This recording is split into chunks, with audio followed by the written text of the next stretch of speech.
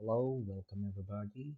I'm Dr. Sam, and today we're going to talk about the pulmonary AV malformation, also called the arteriovenous malformation. A brief introduction about a talk. So, before we dive into this topic, let's take a walk through the normal physiology. Blood is collected from various parts of the body and returns to the right atrium, and from the right atrium, it goes into the pulmonary artery and then to the pulmonary capillaries.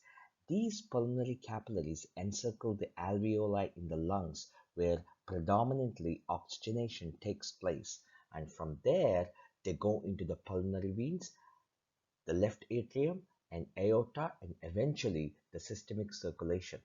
This is how oxygenated blood is supplied to various tissues and organs in the body.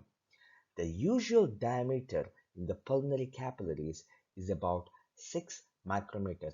It is so thin in order to enable the diffusion of the gases.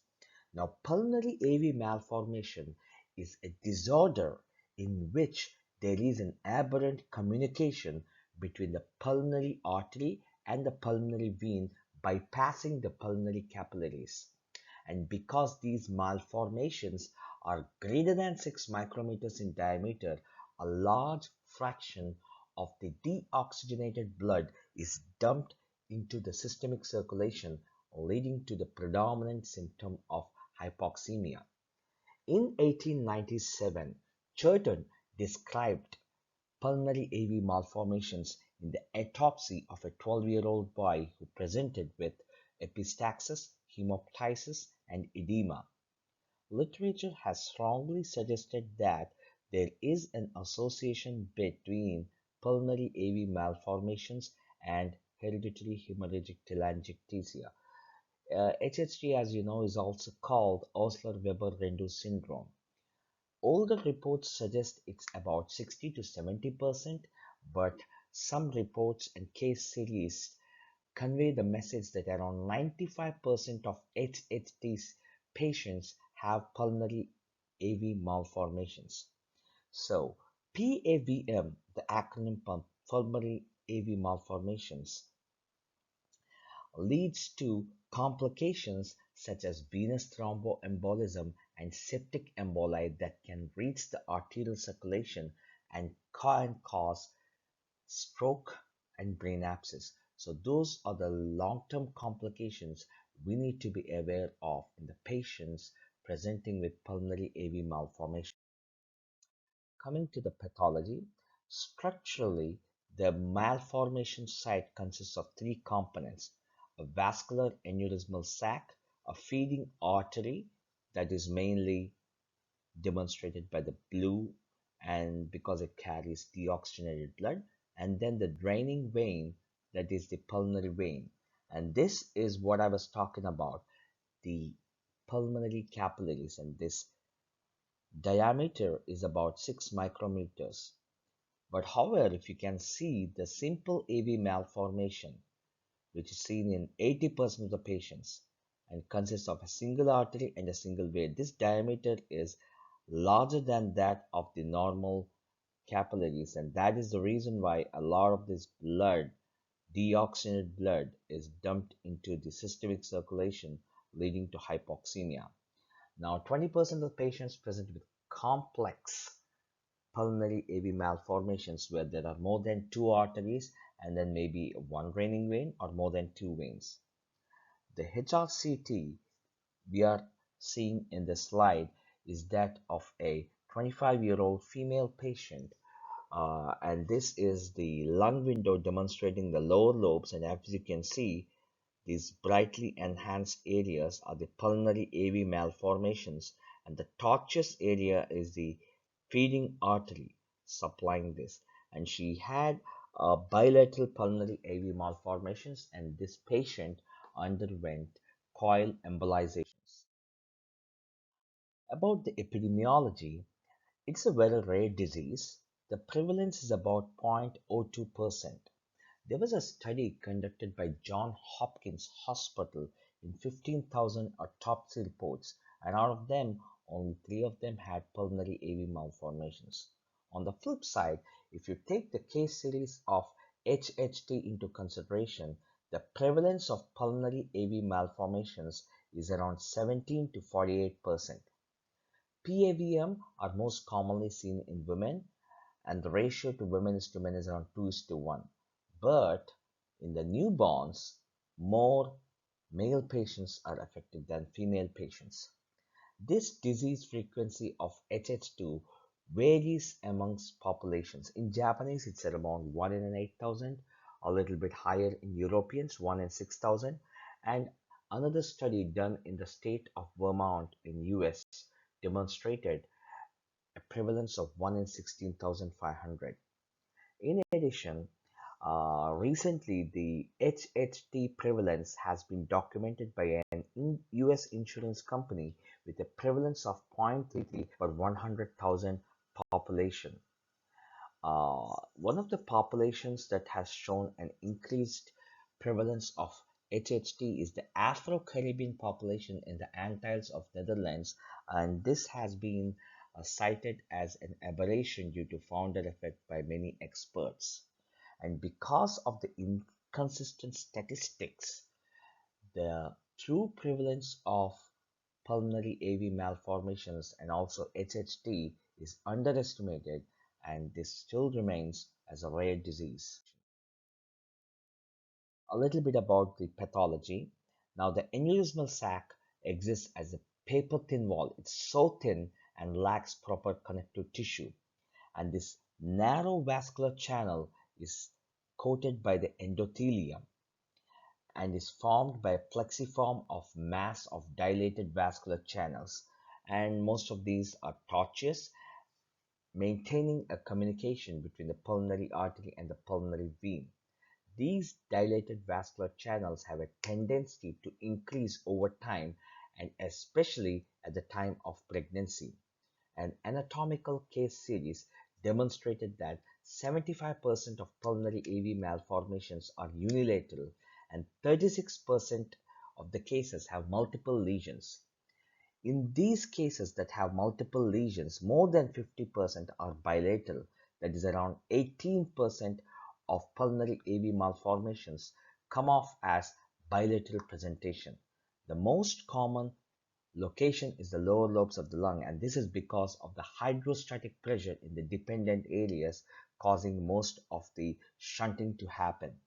Usually the pulmonary AV malformation size is around 1 micrometer and anywhere going up to 5 centimeters.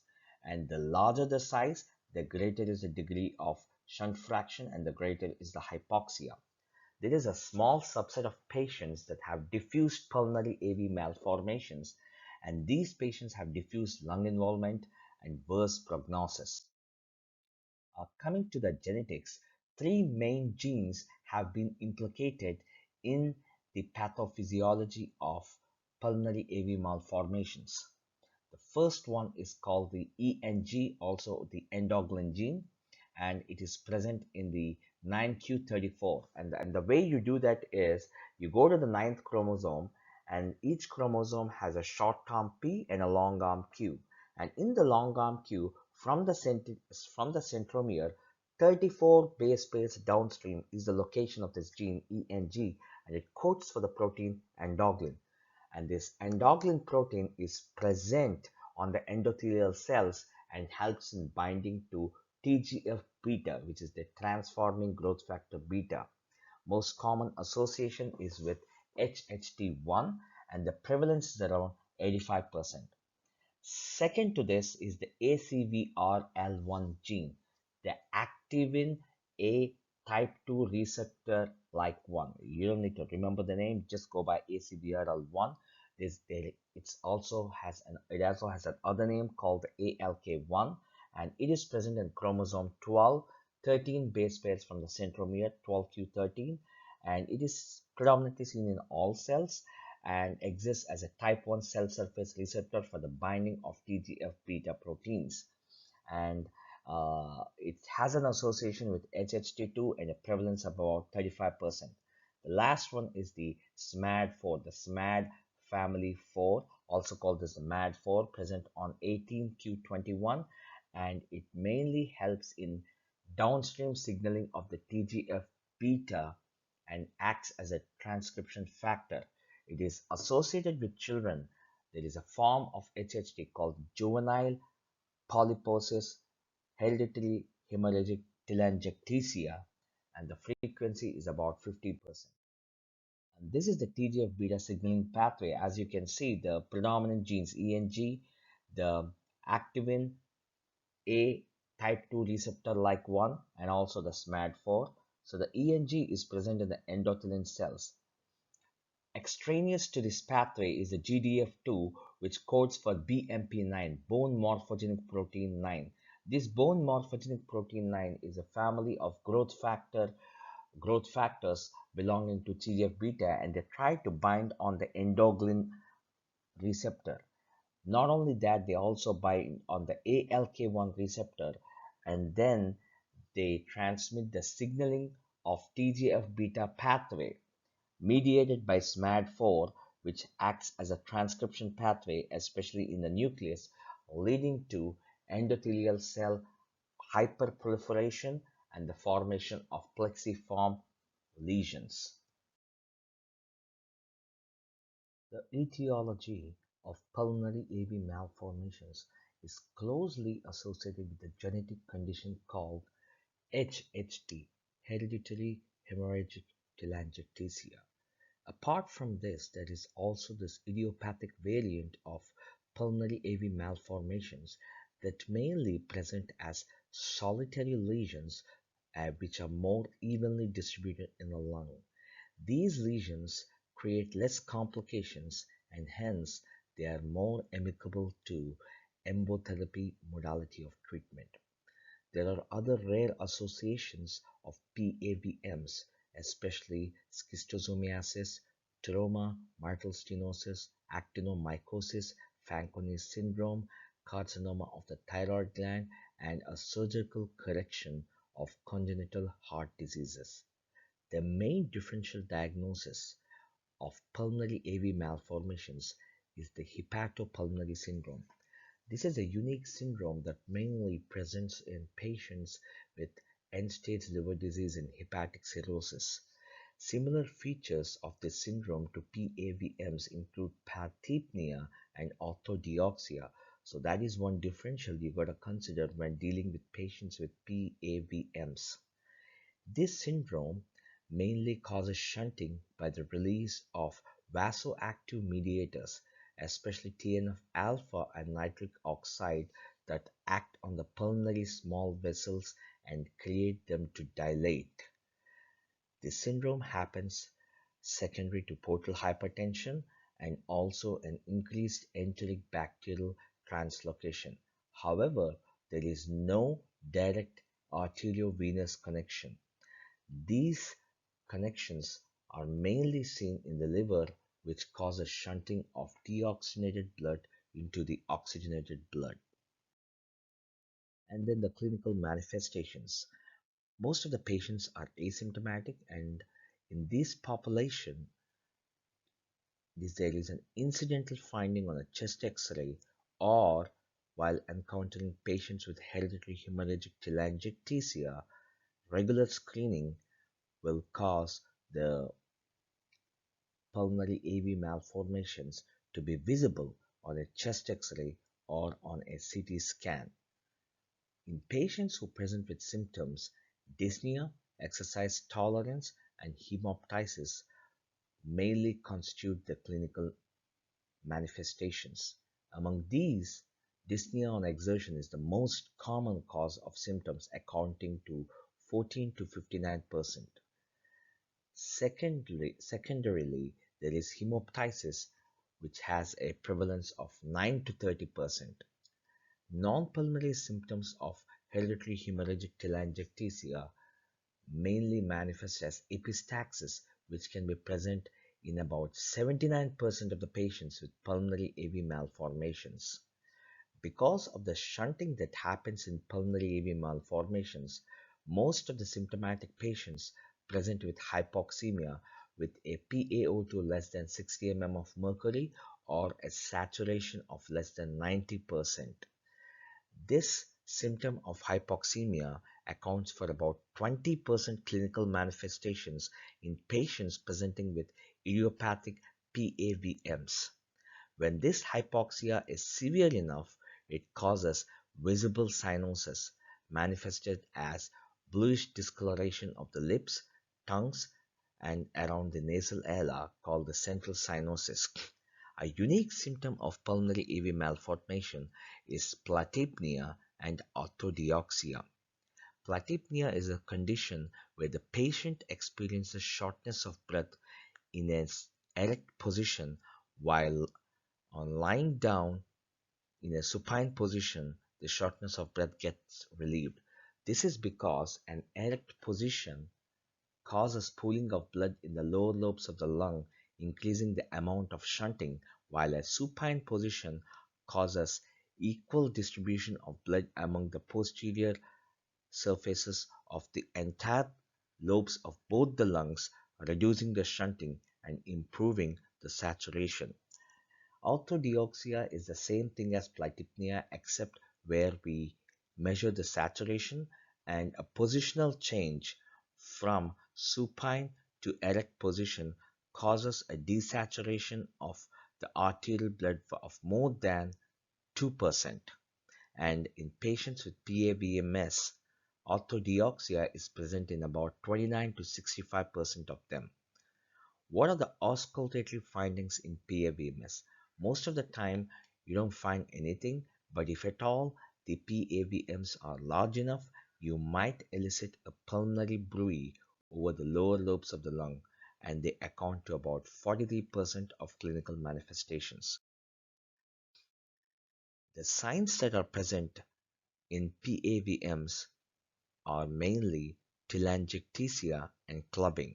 Now, telangiectasia is a small, red, partially blanching blemishes that mainly appear on the face, the lips, oral mucosa, conjunctiva, the tip of the fingers, and also the nail beds. These telangiectasias account for 50% of PAVMs, and in cases which have a correlationship with hemorrhagic hereditary telangiectasia, 100% of the patients have this finding.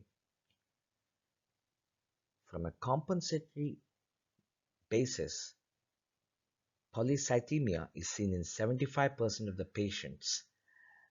This is a body's mechanism to maintain normal saturation despite a reduced oxyhemoglobin saturations, and mainly happens when the patient have adequate iron stores. But some cases may present with iron deficiency, especially secondary to bleeding from the gut or bleeding from the nose, and in such situations it is difficult to elicit this polycythemia phenomenon. Apart from this, the heart also contracts more vigorously to maintain the cardiac output, and the respiratory system also increases its rate of ventilation. As such, patients with PAVMS presents with tachycardia and the tachypnea on a baseline scale with normal saturations along with clubbing and telangiectasia. Now, clubbing has been reported to be present in 80% of patients in older case reports. A recent case series, however, demonstrated that clubbing can be seen in as little as 0 to 19% of the patients. Any forms of bleeding can exist going from grade 0 to grade 4, where grade 0 the patients don't have any clubbing, and grade 4 the tip of their distal interphalangeal joint is clubbed in the form of a drumstick, increasing the anteroposterior and also the transverse diameters. After migraines, most of the patients present with TIA, transient ischemic attack. It is around 12 to 37% of the patients, and in grave situations, around 18% of them may land up in a stroke having focal neurological deficits. The last complications among the neurological manifestations is the brain abscess. This happens after a trivial procedure like a dental cleaning or a trivial procedure such as a suturing, and in such situations patients can have brain abscess as a result of septic emboli reaching the capillaries in the brain. The frequency of this complication is very low, about 5 to 13%. However, the mortality is around 24%, and that is the reason why for any procedure which is not 100% sterile, patients with PAVMS need prophylactic antibiotics. Now, coming to the pulmonary complications, these are relatively rare when compared to the neurological complications, most commonly present as hemorrhage leading to hemoptysis. Massive hemoptysis, defined as the coughing up of blood of more than 400 ml in a 24-hour period or 100 ml per every hour, is seen in around 8% of the patients. Among these, 27% of them happen to be in pregnancy. So, pregnancy is a high risk factor for patients suffering with PAVMS. Another mechanism for hemoptysis in patients with PAVMS include endobronchial telangiectasia and also pulmonary hypertension. Now, pulmonary hypertension can happen in two ways in patients with PAVMS.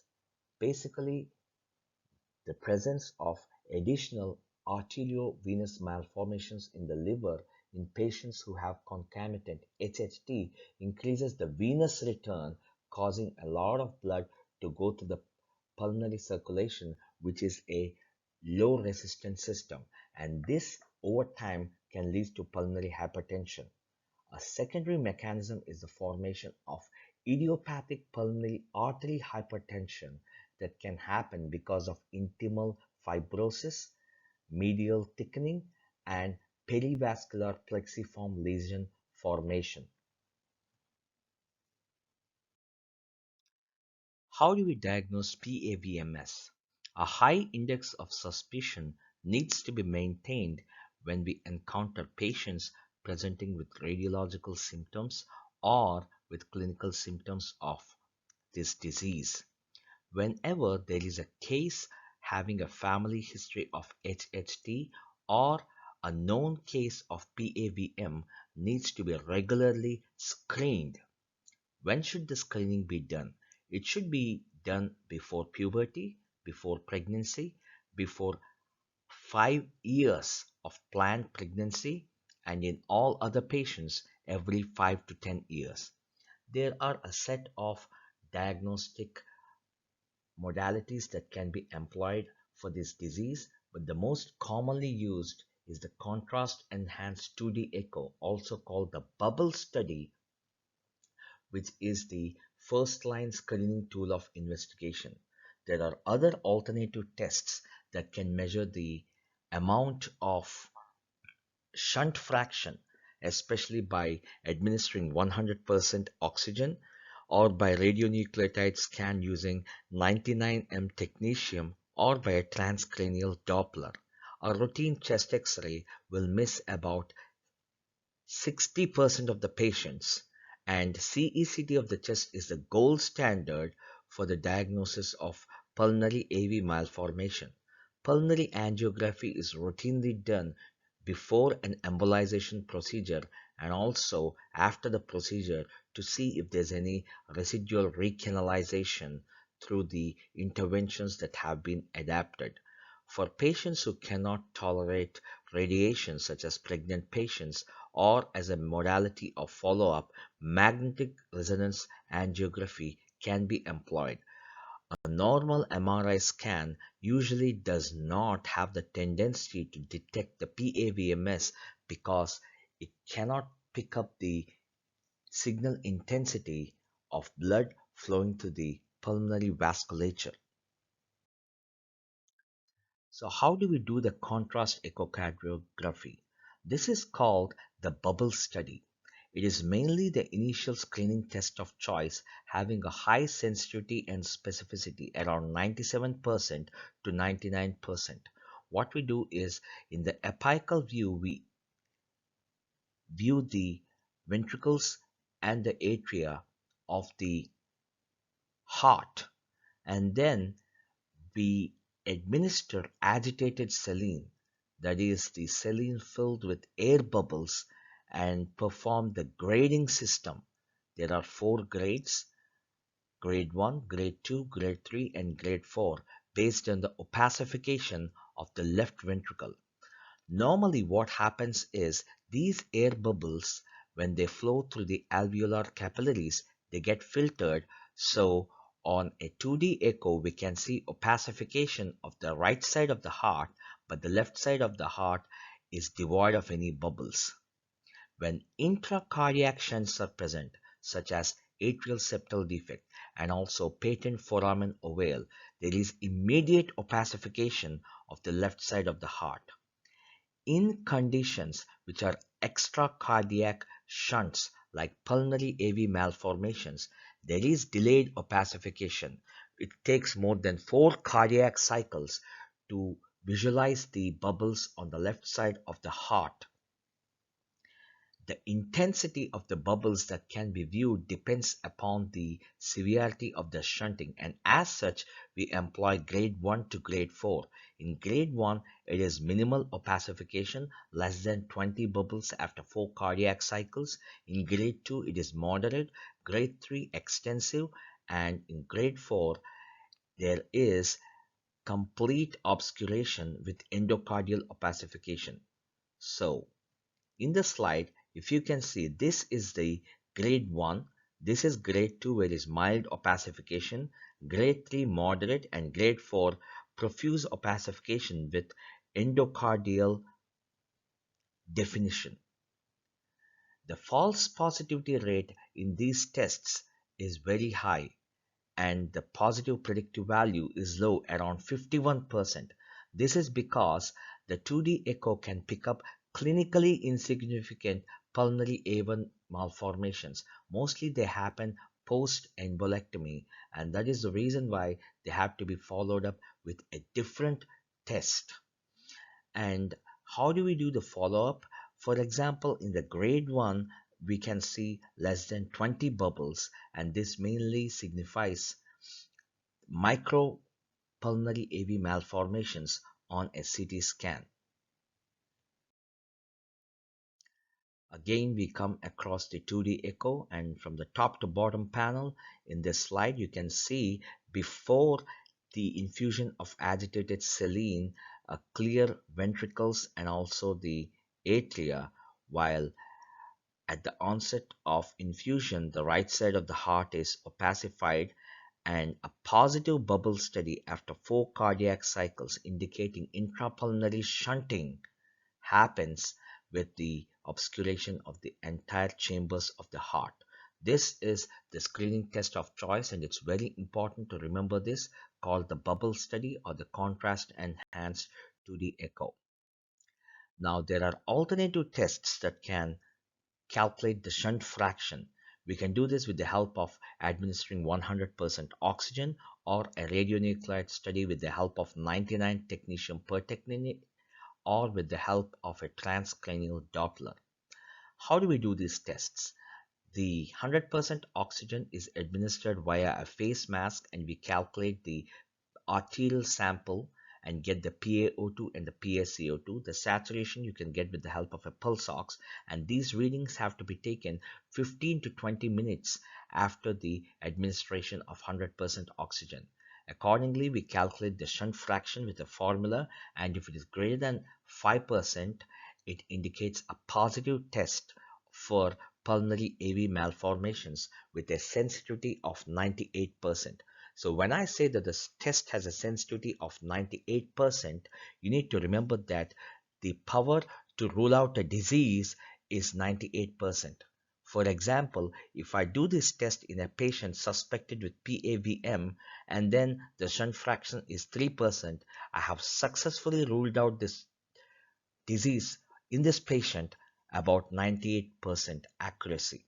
And that's what is called sensitivity. Sensitivity is to rule out, and specificity is to rule in a test.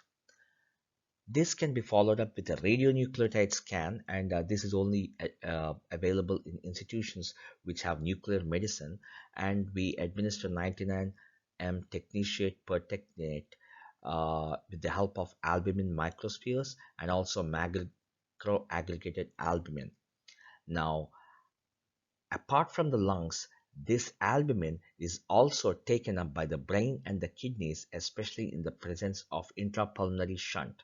You quantify the amount of this radio-tagged albumin in brain and kidneys, and also you quantify the amount of radio-tagged albumin in the lungs.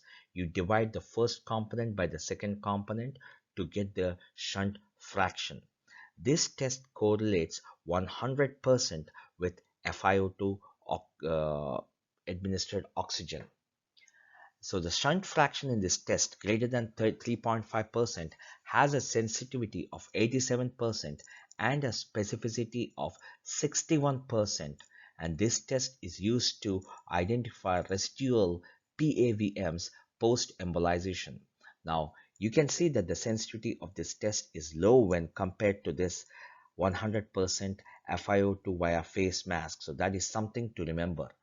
Another test that can be done is the transcranial Doppler to see the amount of blood flow in the brain after giving agitated saline, and this test can identify the agitated saline in the brain if it bypasses the capillary system, and a shunt fraction less than 3% has a sensitivity of 100%, and so this test has got a very high sensitivity in ruling out PAVMS with a shunt fraction less than 3%. Now let's talk about the chest x-rays. In any patient presenting with respiratory symptoms, the first test we order is the chest x-ray. Now, the chest x-ray routinely does not rule out PAVMS because 60% of these PAVMS go undetected, so they have the tendency to only detect 40% of them. And in cases which we can detect this PAVMS, they present as round lobulated oval masses, especially in the lower lobes. A specific sign called as a feeding artery sign is seen. If you can observe this X-ray, this arrow here indicates the PAVM, and this is the right hilar. From here we get the pulmonary vasculature, and if you can carefully follow, there is a feeding artery here followed by a draining vein, and this is the most important sign which you can pick up on a chest X-ray. The problem is it tends to miss minute PAVMS, and that is why it has got a very low sensitivity. The minute PAVMS which are missed on a chest X-ray can be picked up with the help of pulmonary angiogram, and if you can see, this is the chest X-ray which did not pick up minute PAVMS. We administered pulmonary angiogram and then took another X-ray which identified multiple PAVMS in the lower lobes. We proceeded with embolization, and you can see post embolization there is absolutely no feeding of this PAVM. Now, this is another case scenario. A 20-year-old female presented with bilateral basal PAVMS near the hilar. This is what I was talking about. This is on the chest X-ray. We proceeded with the contrast of pulmonary angiography showing feeding artery sign bilaterally. This is the artery, this is the vein, and this is the PAVMS seen here on the right lower lobe, and here on the left lower lobe again a feeding artery sign. Now this patient had an increase in the PAVMS 6 months in the antepartum period. The large PAVMS can be seen in the left upper zone. Multidisciplinary meeting has been conducted, and this patient decided to end the pregnancy, and after the termination of the pregnancy there is a resolution in the PAVM in the left upper zone, which indicates that most of them do happen as a result of hormonal changes. Now, computed tomography. There are various forms of computed tomography: the regular CT, the HRCT, and the helical CT. Helical CT is the gold standard for confirmation of pulmonary AV malformation with a specificity of 98%. Now, when I talk about specificity, I'm talking about the power of the test to rule in a disease.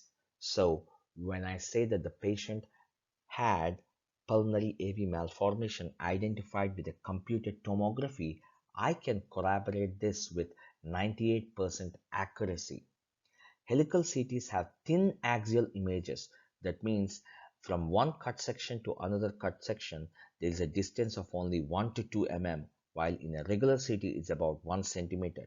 And that is the reason why we can get clear-cut images of the lung parenchyma as visible in the lung window.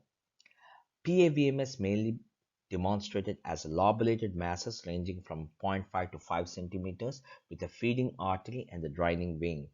If you can look at this CECT in the right lower lobes, you can see the presence of PAVM with a tortuous artery and then a draining vein.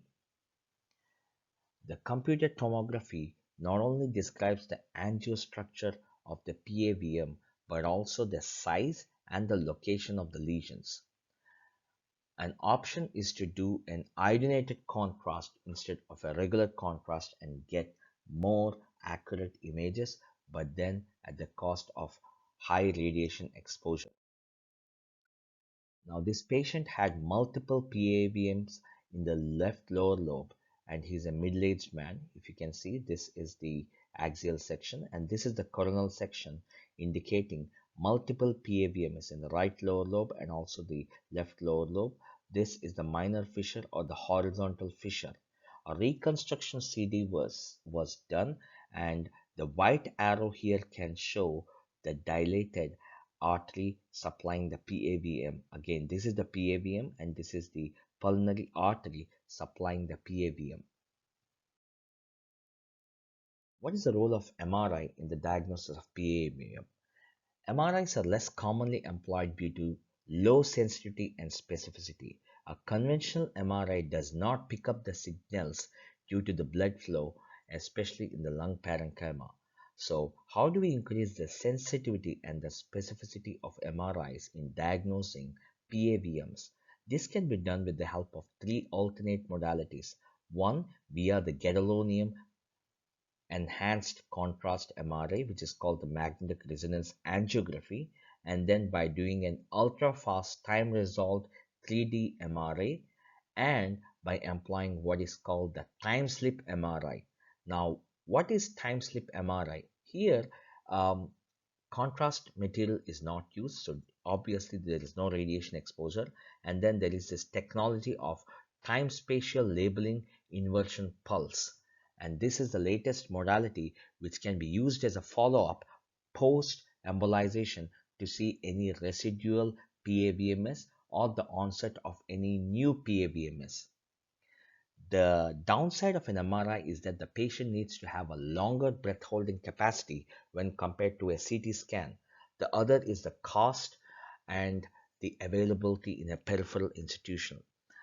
As I already told you, a conventional spin echo MRI fails to identify the small pulmonary vessels from adjacent lung parenchyma because the signal is too weak or it is undetected. An alternative MRI technique improves the sensitivity, especially if the feeding artery is greater than 3 mm.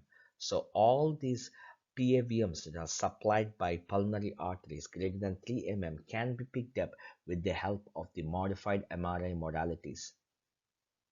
Because one of the complications of pulmonary AV malformations is the presence of a brain abscess, there is a role of MRIs to detect brain abscesses, especially on the long run in patients presenting with neurological complications secondary to septic emboli.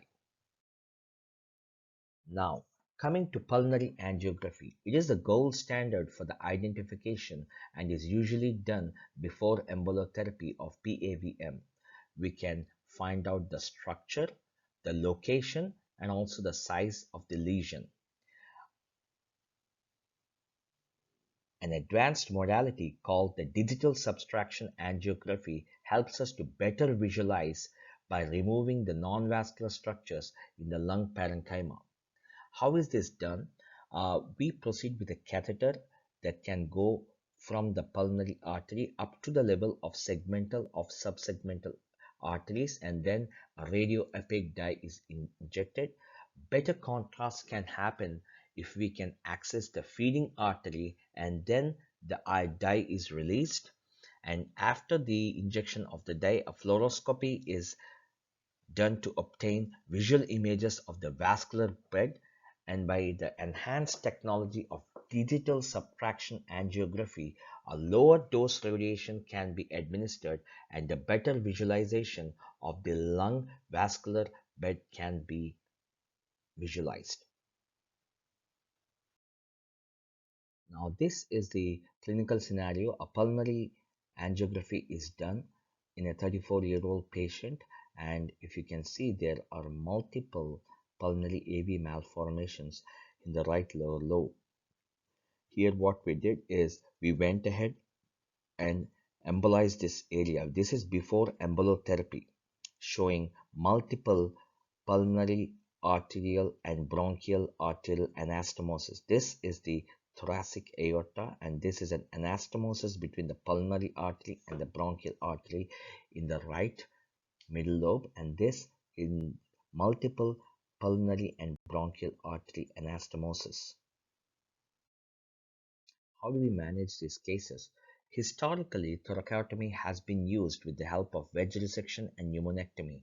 In the 1980s, in the 1970s, there was a revolution in the field of medicine by the introduction of endovascular therapy and PAVMs with a feeding artery greater than 3 mm, or in institutions where the technical expertise is very good, we can even embolize arteries less than 2 mm.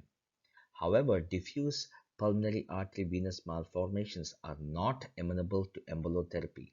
And if these PAVMs are multiple and are isolated to a specific lobe, what you can do is you can go ahead and embolize that particular artery supplying the entire bronchopulmonary segment. Symptomatic patients who has any number of PAVMs, or no matter how minute they are, and it doesn't even matter if they are picked up by the routine CECT, needs to be treated irrespective of the size because of an increased risk of complications. Now, asymptomatic patients with smaller AVMs, that is less than 2 mm, need periodic monitoring. There are three main modalities. Number one is the endovascular treatment with the help of a interventional radiologist or a vascular surgeon, and then the surgical treatment that is exclusively done by a CTVS surgeon, cardiothoracic vascular surgeon, and then the conservative therapy, which is mostly medical management.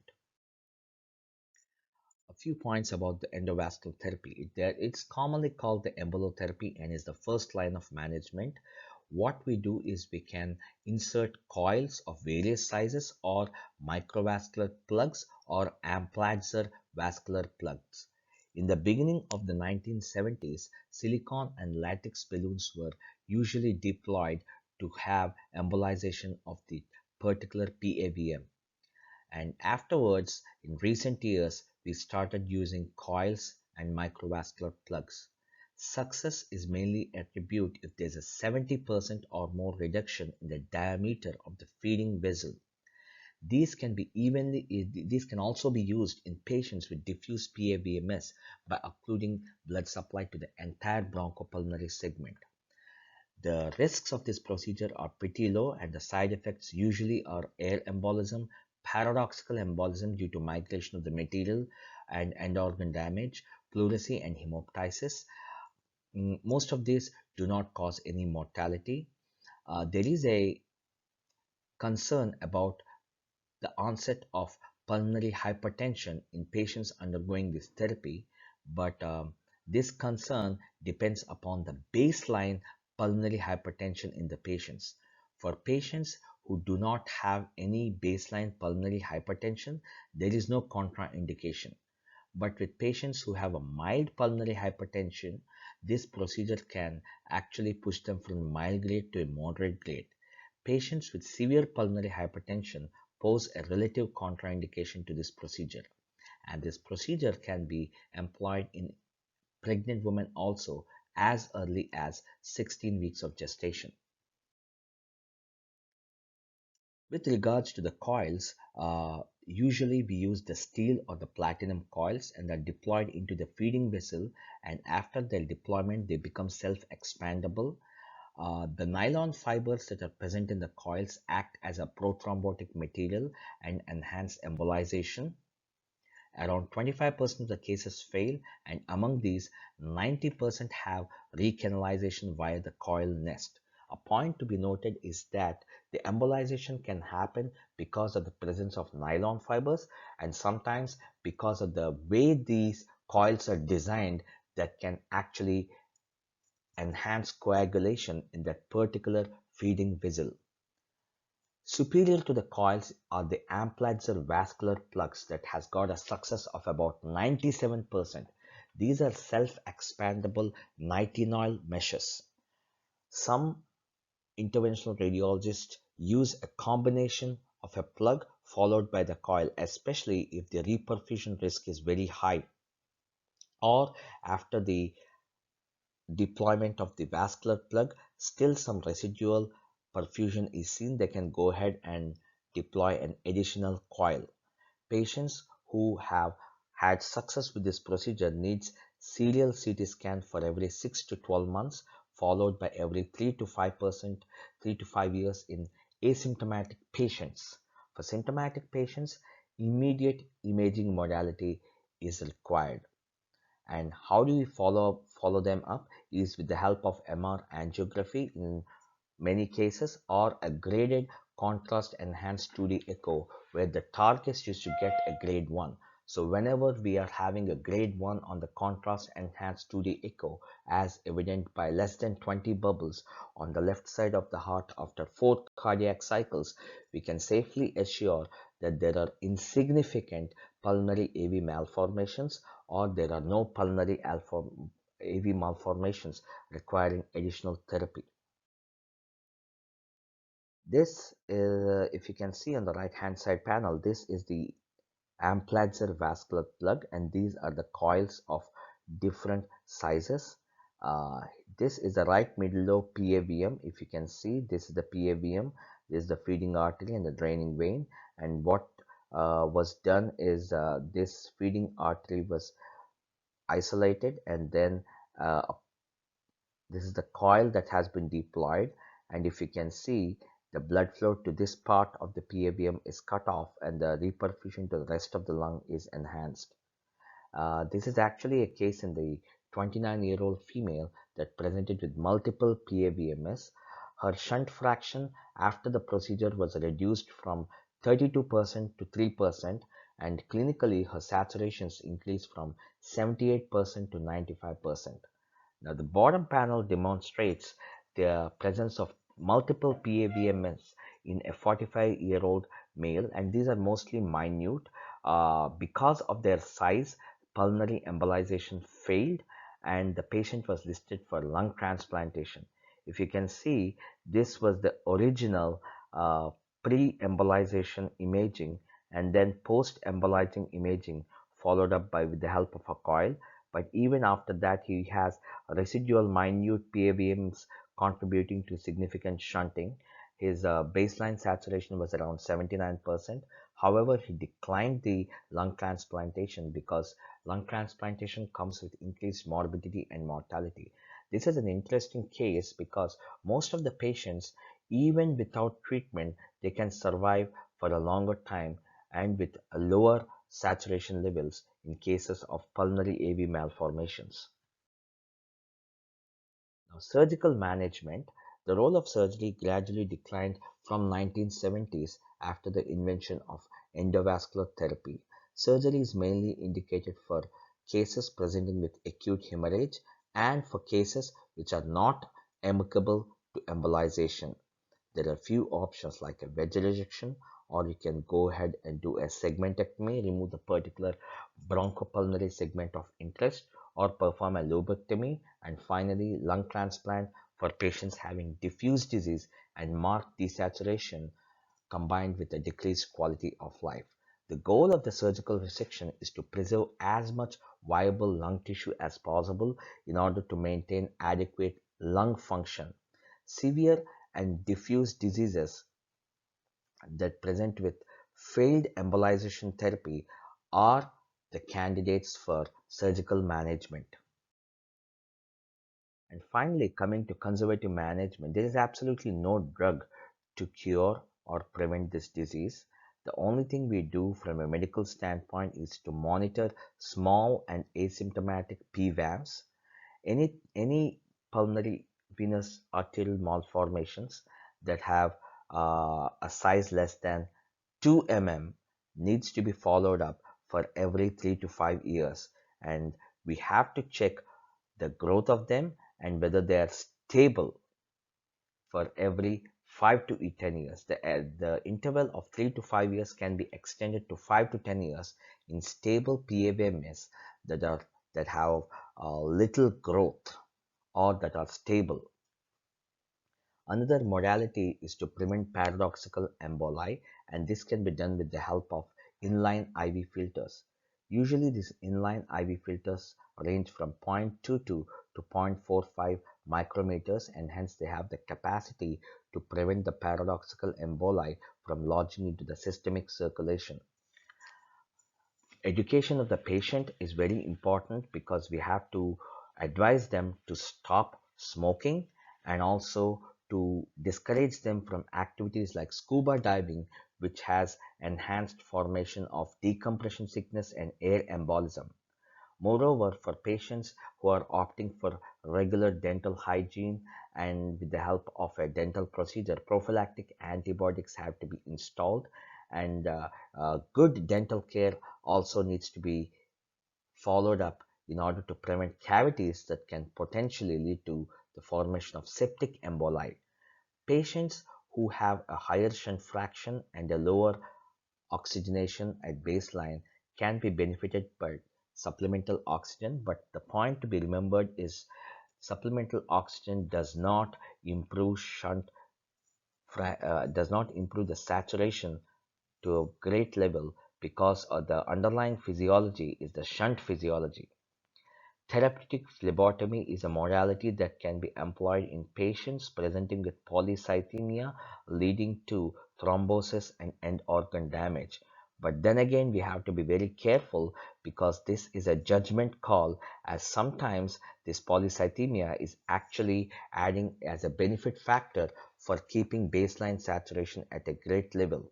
So, therapeutic phlebotomy has to be taken after assessing the baseline saturation and also assessing the risk of hyperviscosity and end organ damage. Definitely, a risk benefit ratio has to be calculated in certain cases where therapeutic phlebotomy is to be employed. Pregnancy is a high risk condition. This is a situation where patients who have PAVMs tend to have an increase in the size of their lesions or the onset of new lesions. However, the mortality is quite low, it's around 1%, and the possibility of a massive hemorrhage is around 1.4%. So, adequate counseling and careful monitoring of the pregnant women is mandated until delivery happens. Most of the pregnant women who present with anemia secondary to epistaxis or unnoticeable losses in the GI system, especially in cases with hereditary hemorrhagic telangiectasia, need treatment for their anemic condition. Prognosis. Most of the patients have a favorable prognosis. Contrary to what is listed in the pathophysiology of the disease, will be very surprised to see that a lot of them do survive, like the one case I presented of a man who had saturations going on for about 80% for 25 years because he declined lung transplant is a favorable point to be noted. Prior to 1970s, where surgical modality is the main form of treatment, mortality ranged from 8% to 55%. This is basically because of complications related to surgeries. After the advent of embolotherapy, this number has been greatly reduced. Untreated PVAMs usually pose a risk in the form of strokes and brain abscess. Strokes, patients can survive, but brain abscess is a nasty condition where around 24% of them eventually die. Patients having bilateral pulmonary AV malformations, which are diffuse and minute, have the worst prognosis because they are not amicable to embolotherapy. A study was done in a set of patients for 27 years follow-up, and we found out that the mortality rate was about 35%. Point to be noted is that one-third of the patients in this group died because of complications related to pulmonary AV malformations, such as neurological complications or pulmonary complications. Smoking cessation is central to establish a very good prognosis, so you should discourage all your patients who have PAVMS and are currently smoking. Other risk factors concerned with grave prognosis is the presence of complex PAVMS and current smoking. So, in summary, PAVMs are a rare cause of telangiectasia and they're usually associated with hereditary hemorrhagic telangiectasia. Females are at increased risk and they have a higher tendency of rupture during pregnancy because of hormonal influence. The three genes which we went through which are implicated in the pathogenesis of PAVMs are the ENG, the endocrine gene, the ACVRL1, the activin-like receptor A type 2 like 1, and the SMAD4 genes. All these genes are postulated to have a pathogenesis in structural remodeling of the pulmonary arteries supplying the lungs. Patients present with hypoxemia, clubbing, cyanosis, tachypnea, tachycardia, and platypnea. Among these symptoms, tachypnea and tachycardia are compensatory mechanisms that are mainly employed by the body because of a low oxyhemoglobin saturation. The screening tool of choice is the contrast enhanced 2D echo. This is the most important take home message. What we call is the bubble study, and we see the amount of bubbling that happens in the left side of the heart after the injection of agitated saline, that is, saline infused with air bubbles. This modality of treatment also helps us to identify intrapulmonary shunts from intracardiac shunting. The gold standard, however, is the CECT followed by pulmonary angiography, and pulmonary angiogram is usually done before the embolization procedure and also after the procedure. So it's an on-table investigation, and you usually map out the lesion, the size, and the location with the help of a CECT. With the advent of endovascular surgeries in the 1970s, the surgical aspects of PAVMs have become obsolete, and endovascular surgery can be done with the help of coils and vascular plugs, especially Amplitzer plugs. Conservative management can be done in cases having small PAVMs, that is less than 2 mm diameter of the feeding arteries. For these patients, follow-up screening have to be followed up for every 3 to 5 years, and if they're stable after the 2 cycles, then it can be extended up to 5 to 10 years. Prognosis is basically depend upon the size of the PAVM and also the extent. Simple PAVMs pose a better prognosis when compared to complex and diffuse PVAMs.